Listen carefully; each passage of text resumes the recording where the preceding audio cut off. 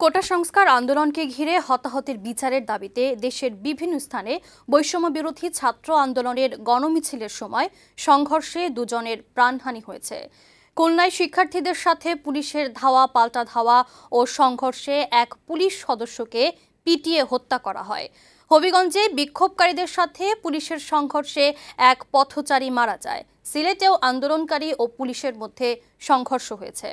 সংবাদদাতাদের পাঠানো তথ্য ও চিত্রে কানিজ নুসরাতের প্রতিবেদন।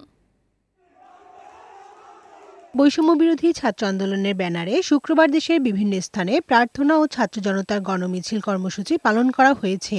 এদিন কোটা সংস্কার আন্দোলনকে ঘিরে সহিংসতার সময় নিহতদের স্মরণে মসজিদে জুমার নামাজ শেষে দোয়া এবং অন্য ধর্মীয় উপাসনালয়ে প্রার্থনা করা হয়। পরে মিছিলের সময় বিভিন্ন স্থানে সংঘর্ষের ঘটনা ঘটে।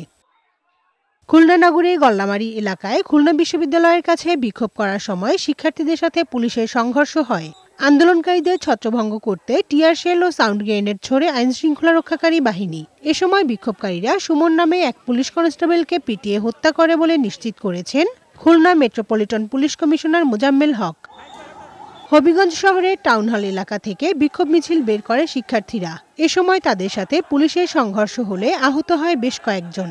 এর মধ্যে মুস্তাক মিয়া নামে আহত এক পথচারী যুবককে হাসপাতালে নেওয়া হলে কর্তব্যরত চিকিৎসক তাকে মৃত ঘোষণা করেন। পরে শহরে আওয়ামী লীগের কার্যালয়, সহকারী পুলিশ সুপারের কার্যালয় সহ বেশ কিছু স্থাপনা ও যানবাহন ভাঙচুর ও আগুন ধরিয়ে দেয়া হয়। সিলেটের আখালিয়া এলাকায় আন্দোলনকারীদের সাথে পুলিশের ধাওয়া পাল্টা ধাওয়া হয়। এ সময় শিক্ষার্থীরা ইটপাটকেল নিক্ষেপ করলে তাদের ছত্রভঙ্গ করতে টিয়ার শেল ও সাউন্ড গ্রেনেড নিক্ষেপ করে পুলিশ। এ সময় পুলিশের 5 সদস্য আহত হয়েছে, কয়েকজনকে আটক করেছে পুলিশ।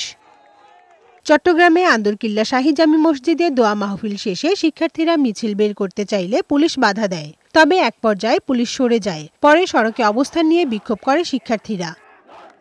নরসিংদী পৌর শহরের ব্রাহ্মণদী থেকে বিক্ষোভ মিছিল বের হয়ে শহরের বিভিন্ন সড়ক প্রদক্ষিণ করে। তবে উপজেলা মোড় এলাকায় পৌঁছলে বাধা দেয় আওয়ামী মহিলা লীগের কর্মীরা। এ সময় দুই পক্ষের মধ্যে ধাক্কাধাক্কি হয়। পরবর্তীতে আন্দোলনকারীদের সাথে আওয়ামী লীগ, যুবলীগ, ছাত্রলীগের কর্মীদের সংঘর্ষ হয়। এ সময় অন্তত 10 জন আহত হয়েছে।